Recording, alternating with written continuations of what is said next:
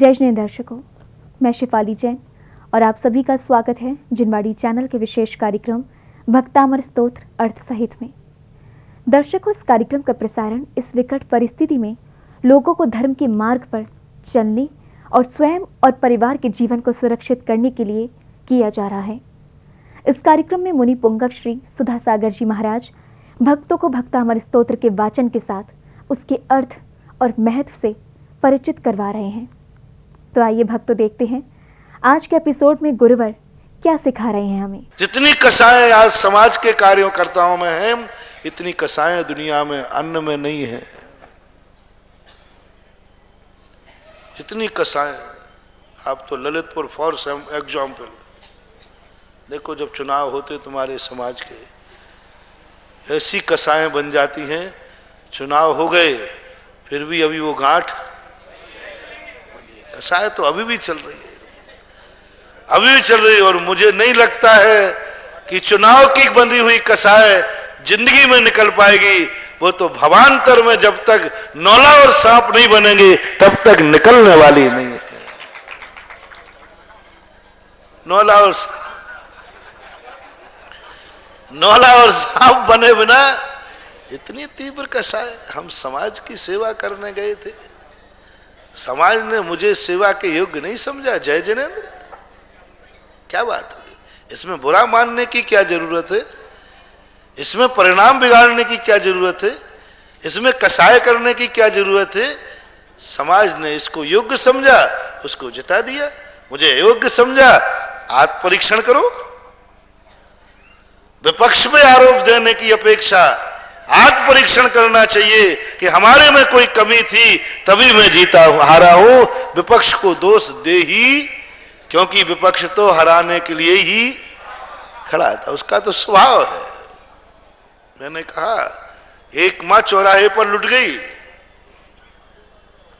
एक मां चौराहे पर लुट गई। लोगों ने, नेता आ गए, बोले चोर को अरेस्ट करो, मुख्यमंत्री से इस्तीफा मांगो, एसपी का तबादला करो, और जुलूस निकल गया। लोगों ने महाराज से कहा, मेरे से कहा, भैया महाराज, एक मां चौराहे पर लुट गई, आपका क्या समर्थन है? आज प्रवचन में बोलना, लूटने वाले को तुरंत सजा मिलना चाहिए। मैंने कहा रुको, एक मां चौराहे पर लुट गई, लूटने वाले का कोई दोष नहीं है। उस बेटे को पकड़ो जिस बेटे ने मां को रात में घर से निकाला है। जिस बेटे ने मां को निकाला है, सबसे बड़ा अपराधी तो बेटा है। चोर तो चोरी करने बैठे ही था, वो तो लूटने के लिए चौराहे पर घूम रहा था, वो तो उसका धर्म है। चोर होकर न लूटे तो वो तो अधर्मी है। हाँ, अरे धर्म का हमारे यहां बत्थू साहब वो धम्मो। चोर का धर्म क्या है? धर्म बताओ चोर का। लूटता है तभी तो चोर है, यदि लूटे नहीं तो काय का चोर है? अग्नि का धर्म क्या है? जलाना। पापी का धर्म क्या है? पाप करना। नारकी का धर्म क्या है? नरक में जाना। बस वो तो अपना अपना स्वभाव है। पापी यदि चोर नहीं, पाप नहीं करे तो काय का पापी है? चोर। लेकिन बेटे का धर्म क्या था? चोर का धर्म तो लूटना है, तो बेटे का धर्म क्या था? मां को साथ रखने का था। अनंत काल तक तुम चोरों को अरेस्ट करवाते रहना, मां लुटने से कभी नहीं बचेंगी। माताएं लुटती रहेंगी जब तक बेटा अरेस्ट नहीं होगा।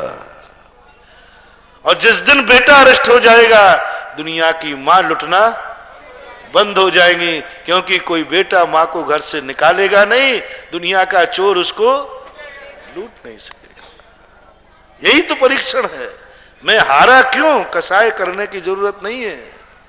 आत्म परीक्षण करो और कहो, हारने वाला जब संदेश देता है। मैंने एक बार पढ़ा था, किसी पार्टी के नेता के हारने पर देश के नाम संदेश दिया था। मैं जनता का बहुत बहुत आभार मानता हूं, जो मुझे हरा करके हमें आत्म परीक्षण करने का मौका दिया। भली वो शब्द ऊपर का हो, लेकिन अर्थ कितना था? जीतने वाले का आभार नहीं, जीतने वाले ने आभार मानना वो तो सभी मानते हैं। जसदान ने मुझे जिताया, मैं सबका आभारी हूं। लेकिन वो वाक्य मुझे आज भी ध्यान है, जिसने वो ध्यान नहीं आ रहा कौन था, उसने लिखा था कि मैं जनता का आभार मानता हूं जो मुझे हरा करके मेरी पार्टी को आत्म परीक्षण करने का मौका दिया और अपनी भूल सुधारने का अवसर दिया। मैं इस भूल को इन 5 साल में सुधारूंगा। इसमें कोई द्वेष मानने की जरूरत नहीं। लेकिन हम तो इतने कसाई हो जाते हैं, इतनी कसाई कर लेते हैं। इन समाज की सेवा करने आए थे कि कसाई करने आए थे? हमारी क्या दशा हो रही है? दो व्यक्ति लड़ रहे थे, दो व्यक्ति लड़ रहे थे और उन्होंने कहा रुको सुनो। 2 व्यक्ति लड़ रहे थे, उन्होंने कहा मैं समझाने जाता हूं। अच्छे लोग थे, समझाने गए। भाई 2 लड़ रहे हो तो समझाना चाहिए कि नहीं? समझो। तो वो समझाने गए। अब किसको भेज दूं? विनोदी को भेज दूं क्या? अब वो समझाने गए। समझाने जैसे गए तो दोनों लड़ रहे थे। बोले देखो भाई मत लड़ो, अच्छी बात नहीं है। तो उन दोनों एक व्यक्ति बोले आपको बीच में पढ़ने की जरूरत नहीं है, आप हट जाइए। बोले क्या बोलता है, क्या बोलता है? तेरी ये हिम्मत, आ जा। तो अभी क्या था भैया? 2 लड़ रहे थे, अब कितने हो गए?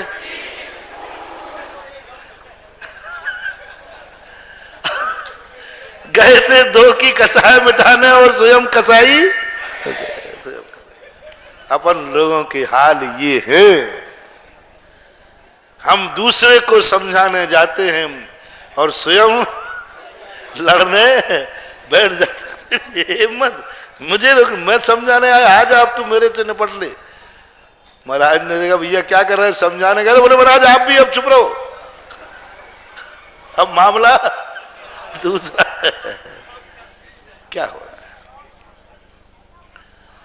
बहुत बड़ी बात है। धर्म कहीं ना कहीं से कमी आई है, तभी मधुशाला की प्रशंसा हुई है, अन्यथा मधुशाला की प्रशंसा हो ही नहीं सकती। बताओ जब मधुशाला की प्रशंसा हुई है, मंदिर बदनाम हुआ है, गलती किसकी है? मंदिर नहीं आने वालों की गलती है या मंदिर में आने वालों की? आप सभा निर्णय करें। मंदिर बदनाम हुआ है तो मंदिर आने वालों की गलती है। और मधुशाला की प्रशंसा हुई है, वो श्रेय मधुशाला जाने वालों का है कि उन्होंने अपनी मधुशाला को इतना अच्छा बनाया। उन्होंने कहा आओ वेलकम, अपन सब एक है।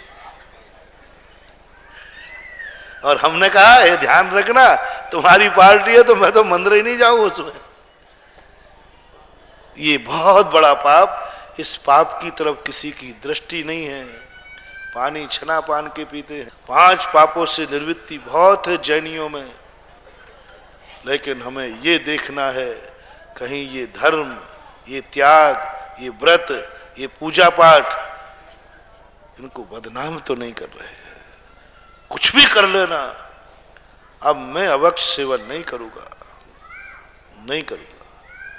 इच्छा है, भाव है, नहीं करूंगा, क्योंकि मैं अब भगवान के मंदिर जाने लगा हूं। यदि सवाल मेरा नहीं है, यदि मैंने गलती की तो मंदिर बदनाम हो जाएगा। अब मैं गुटखा नहीं खाऊंगा। बोले क्यों भाई क्या बात है?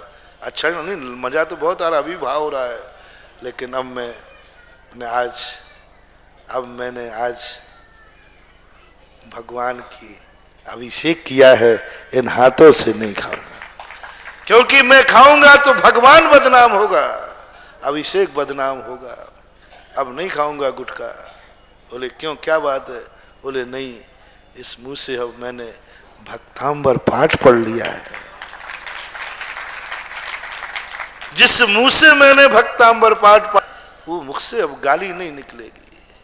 अब नहीं निकलेगी, बहुत दिली गाली अब नहीं निकलेगी, अब नहीं निकलेगी। सवाल मेरा नहीं है कि मुझे गाली देने का भाव नहीं है, बिल्कुल गले तक आ रही है, गुस्सा भी आ रहा है, दे के भी जानता हूं, दे भी सकता हूं, सामने वाला कुछ भी नहीं बिगाड़ पाएगा, लेकिन अब नहीं दूंगा।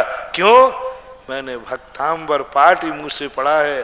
अब मैंने गाली दी और किसी ने सुन लिया तो भक्तांबर पाठ बदनाम होगा कि देखो उधर मंदिर में भक्ताम पढ़ता है, इधर गालियां देता है, भक्तांबर बदनाम हो जाएगा। महानुभाव, अभी तक हमने उपदेश आपको दिए, तुम अपने खातिर पाप मत करो,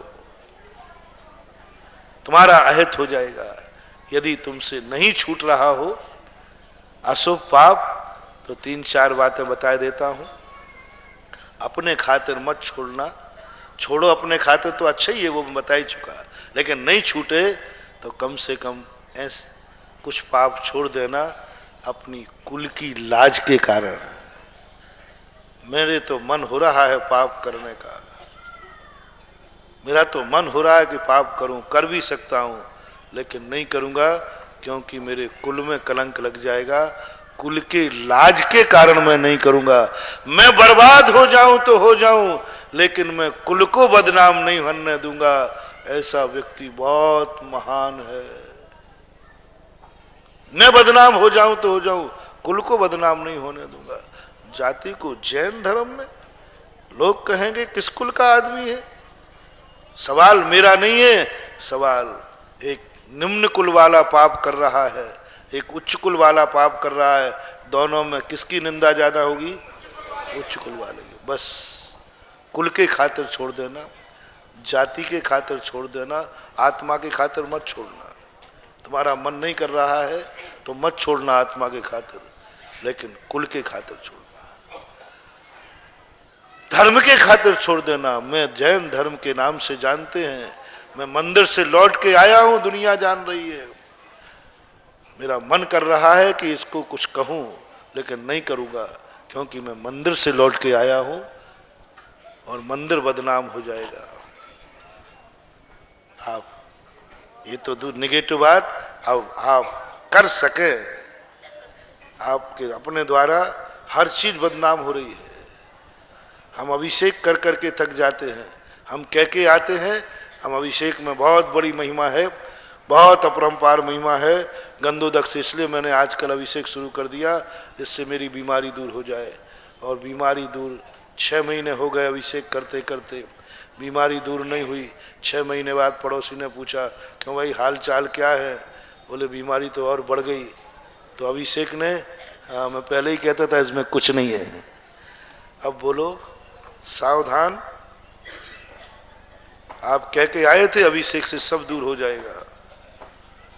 6 महीने आपने आपकी बीमारी बढ़ी, पड़ोसी ने पूछा, अब बोलो उसकी श्रद्धा अभिषेक के प्रति घटेगी कि बढ़ेगी? इसमें कौन कारण है? क्यों? अब भोगो बेटा पाप, आ जाओ मैदान में। 6 महीने अभिषेक का अभिषेक किया और तुमने इतना बड़ा पाप किया, इतना बड़ा पाप किया कि उस पाप की माफी नहीं होगी। एक पड़ोसी की गंधोदक के प्रति अश्रद्धा हो गई, बोले 6 महीने। अब उससे कहा गंध महाराज हमें पड़ोसी ने लगा के देख लिया 6 महीने, वो भी बेचारा सवेरे ठंड में करता आता था, कुछ नहीं हुआ, बेफालतू की चीजें हैं। ओहो, तेरे 6 महीने के अभिषेक से एक पड़ोसी को घृणा हो गई, वो गंधोदक को बेकार कहने लगा, पाखंड कहने लगा, गंधोदक को गालियां दे दी तेरे 6 महीने के अभिषेक करने से। सावधान। और मैना सुंदरी सिद्ध चक्र मंडल विधान में उसने उसकी गंधोदक लगाने से उसने भी कहा था, ये लो चिंता मत करो, जिस दिन गंधोदक माथे पे आएगा उस दिन कोड़ देगा, जो उसी दिन भगेगा। क्या विश्वास था, विल पावर। मैं पापन हूं लेकिन इतनी पापन नहीं हूं कि भगवान की भक्ति बोनी पड़ जाए। लो उसने किया। अब बोलो पड़ोसी की श्रद्धा बढ़ेगी कि घटेगी? बढ़ेगी। काश अपनी जिंदगी में कोई ऐसा धर्म करो जिसकी महिमा मेरे कारण से बढ़ जाए। बस एक बार करो, धर्म करने से कुछ नहीं होने वाला, खूब बढ़ जाओ, एक की बढ़ जाए। तुम्हारी क्रिया देख करके एक दूसरे को धर्म करने का भाव हो जाए, समझ लेना तुम सच्चे धर्मात्मा हो। धर्म करते दूसरे को भाव हो जाए, इसको मैं सरल करता हूं। तो महाराज फिर क्या करें बताओ, 6 महीने गया, अब बीमारी नहीं दूर हुई, तो महाराज हम क्या करें? आप भगवान से कहो ना, उन्होंने क्यों दूर नहीं की? वही वाली बात, मास्टर ने नंबर नहीं दिए। आप क्या कहेंगे? मेरा उन महाराज से कहना है, जो धर्म के ऊपर श्रद्धा रखते हैं कि धर्म इतना महिमावान है, गंधोदक इतना महिमावान है, भक्तांबर इतना महिमावान है, और उसको पढ़ने के बाद उनसा नहीं होता, वो संकट दूर नहीं होता है। इन महापापियों से मेरा कहना है, संकट दूर नहीं हुआ कह के आए थे, वे जब बाहर जाएंगे तो कितने धर्म की अप्रभावना होगी, कितने लोग धर्म से अरुचि करेंगे, कितने धर्म से दूर भाग जाएंगे। तो तुम्हारा प्रश्न यही होगा ना, महाराज हम क्या करें बताओ, क्या करें? हमने तो प्रयास किया धर्म की, अब नहीं दूर हुआ तो आप भगवान से कहो कि वे थोड़ा चमत्कार दिखाएं, जो जो अभिषेक दूर करें, अपनी प्रभावना करना है तो। हाँ, मैं पहले ही जानता था तुम वही छोकरे हो जो कहोगे मास्टर ने नंबर नहीं दिया। मैं क्या करूं, क्या करूं? तो बताई थी शायद एक बार कि एक पत्नी नास्तिक थी, पति आस्तिक था, उसने भगवान की भक्ति, तुम पूजा में चलो, बड़े चमत्कारी भगवान, हमारी पूजा बहुत चमत्कारी, बड़ी महिमा गाता था, जैसे हम प्रवचन में रोशु गाते हैं, ऐसे उसने भी आके चेला तो मेरा ही था। तो उसने पत्नी के सामने कहा, अरे तुम एक बार तो चलो, क्या समझ? पत्नी ने कहा, अच्छा सारी, अरे कुछ पूछो ही मत, कि मिक्ष पूजाएं हैं, जो भगवान के सामने मांगो सब होता है। बोले चलो आज चलते हैं। उन्होंने कहा आज तुम जो करोगे मैं देखूंगी। तो वो देखती रही सब। उन्होंने कहा इच्छा की, क्षुधा रोग विनाशनाय, नहीं वेद, उसने नोट कर लिया, जन्म जरत्व विनाशनाय, संसार ताप विनाशनाय, अक्षय पद प्राप्त है, काम बाण विध्वंसनाय, सब नोट कर लिया। मैं इसके लिए पूजा करता हूं। उसने कहा ठीक। वो मंदिर से जाके सो गई। बोले क्या करे, रोटी नहीं बनाई? बोले तुमने तो इच्छा भाई थी क्षुधा रोग विनाशनाय, तो मैंने समझी आपकी भूख मिट गई होगी, क्योंकि आपने कहा था, आपने कहा था कि हमारे भगवान जो इच्छा करो वो पूरी हो जाती है।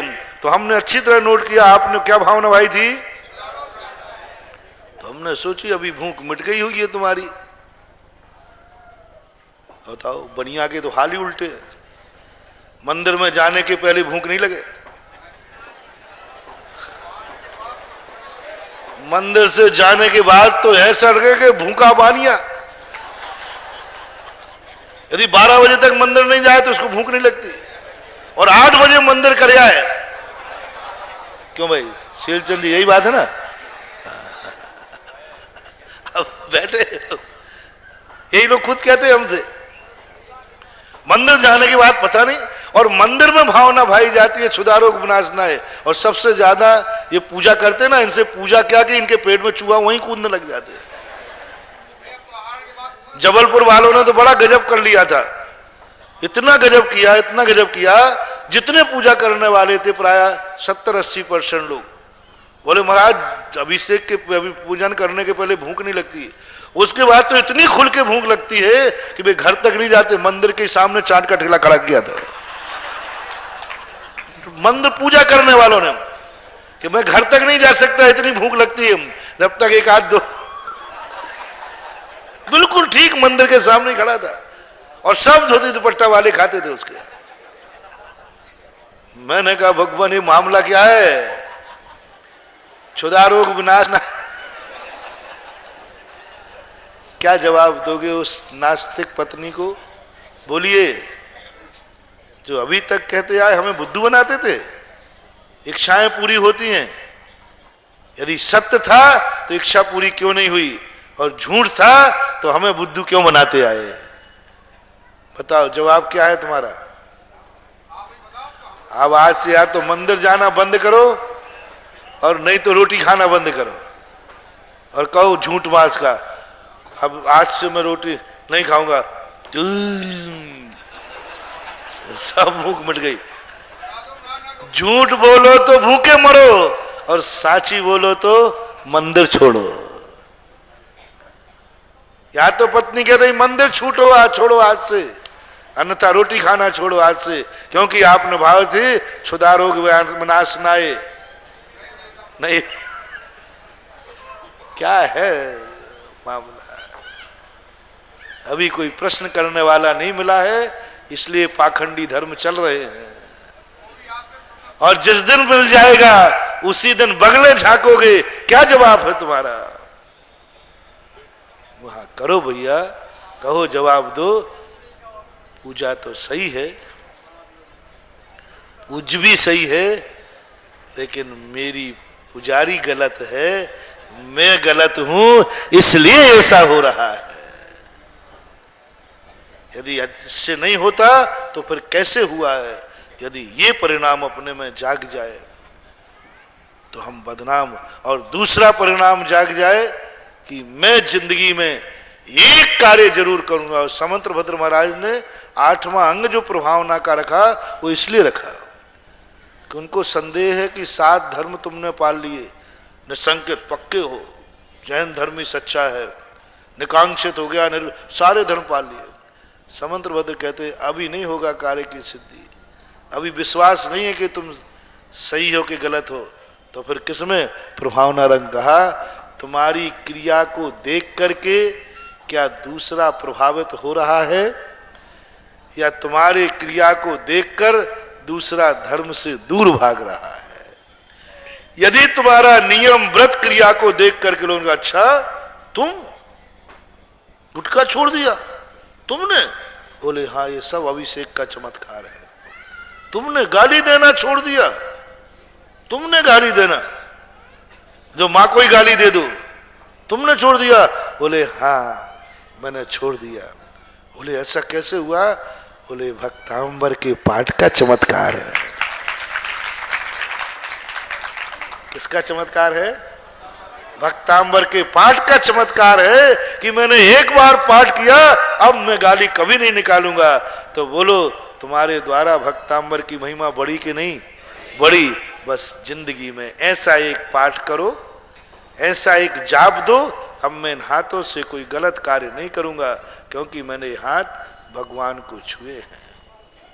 तुम बहुत पापी होकर गुरु के पास आओ, चिंता मत करो। अंजन चोर जैसा पापी क्या होगा दुनिया में? इतने पापी होकर के तुम आओ, बहुत पापी होकर के आओ, और महाराज के पास नमोस्तु कर जाओ। देखना हम कितनी भी तपस्या कर लें, कितनी भी सिद्धियां प्राप्त कर लें, तो भी हमारी उतनी महिमा नहीं बढ़ेगी। और तुम 1 मिनट में बढ़ा दोगे मेरी महिमा। मैं तपस्या कर करके थक जाऊं तो भी मैं प्रसिद्धि पा पाऊं, मेरी महिमा बढ़े, मैं नहीं कह सकता हूं। बड़े बड़े तपस्वियों की कोई महिमा नहीं रही, दुनिया ने नहीं जाना, मोक्ष तक चले गए, किसी को पता ही नहीं। और तुम्हारे में एक जादू है, तुम्हारे में एक जादू है, तुम अपने गुरु की महिमा बढ़ा सकते हो, इतनी बढ़ा सकते हो कि गुरु जिंदगी में नहीं बढ़ा पाए।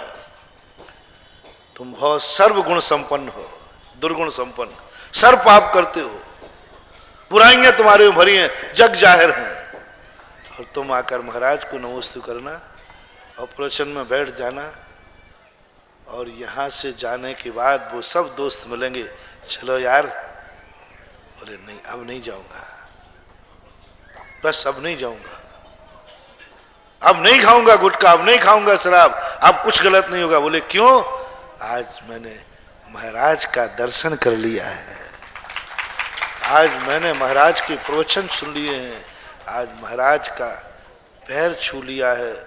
मैं इतना पुण्यात्मा, मैं अभी तक पापी मानता था अपने आप को कि मेरे बराबर पापी कोई नहीं है, मेरे बराबर पापी कोई नहीं। आज मुझे पता चला कि मेरे बराबर पुण्यात्मा कोई नहीं है। मैं भगवान का अभिषेक करके आ गया, मैं महाराज को छू के आ गया, पैर छू के, मैं महाराज के प्रवचन सुन के आ गया। बोलो महाराज के प्रवचन सुनने जिसे मिले वो पुण्य के उदय से कि पाप के उदय से? महाराज के पैर छूने मिले तो पुण्य के उदय से कि पाप के? भगवान का अभिषेक, मैं इतना बड़ा पुण्यात्मा हूं, बस भैया जब मैं इतना बड़ा पुण्यात्मा हूं तो फिर आज के बाद मैं पाप नहीं करूंगा। बोलो हमारे प्रवचनों की महिमा कितनी बढ़ेगी है? और हमारे प्रवचनों की महिमा कितनी घटेगी? बहुत। इसको और बोलो, मेरे प्रवचन कौन घटाएगा? मेरे प्रवचनों की महिमा कौन बढ़ाएगा? किसके हाथ में है? हमारे प्रवचनों की महिमा बढ़ाने का महावीर के हाथ में नहीं है, पूज्य विद्यासागर महाराज के हाथ में नहीं है। हमारे प्रवचनों की महिमा बढ़ाने हमारे खुद के हाथ में नहीं है। हमारे प्रवचनों की महिमा बढ़ाने का यदि अधिकार और हाथ में है तो वह है आप श्रोता। प्रवचन सुनने के बाद दुराचरण हुआ तो बेटा तुम्हारी जो हुई है सो हुई है, हमारे प्रवचन की क्या होगी जब बताओ? बदनाम प्रवचन होगा। ये वो व्यक्ति है जो 4 महीने से प्रवचन सुन रहा है, ये वो ही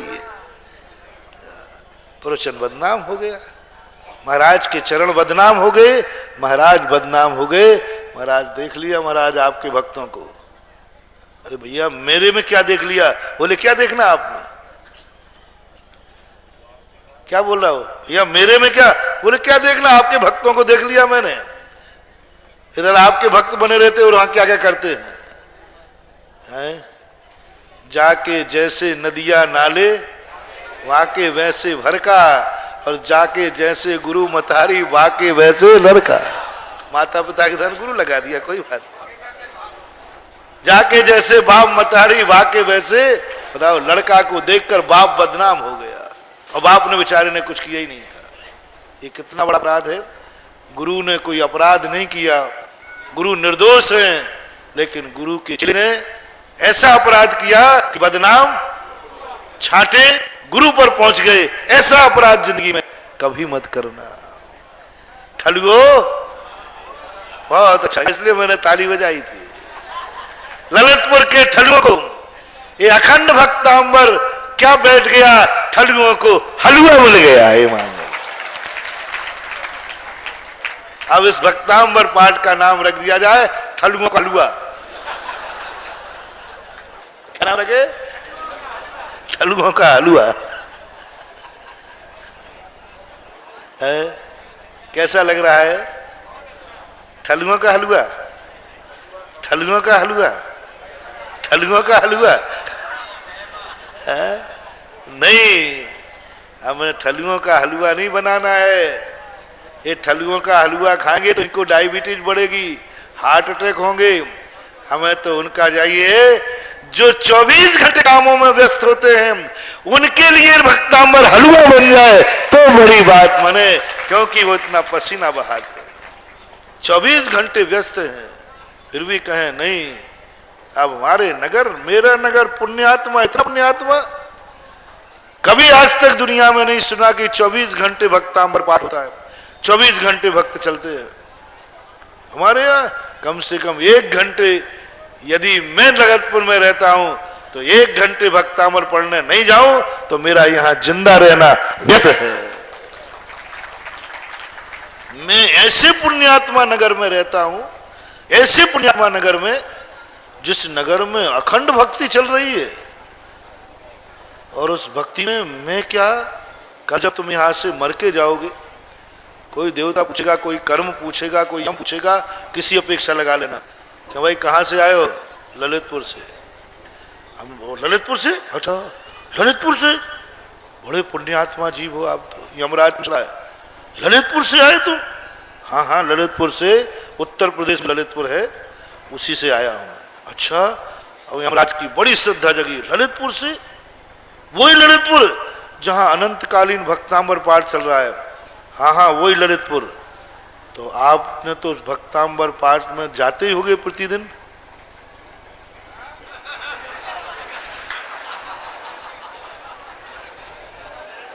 क्या मुंह दिखाओगे? मैं वो पापी हूं जो ललितपुर इतना पुण्यात्मा जहां भक्तांबर 24 घंटे चल रहा हो, लेकिन मैं वो पापी हूं कि 24 घंटे में मैं 1 घंटे भी वहां नहीं जाता था। तब यमराज करेगा, रे नीच,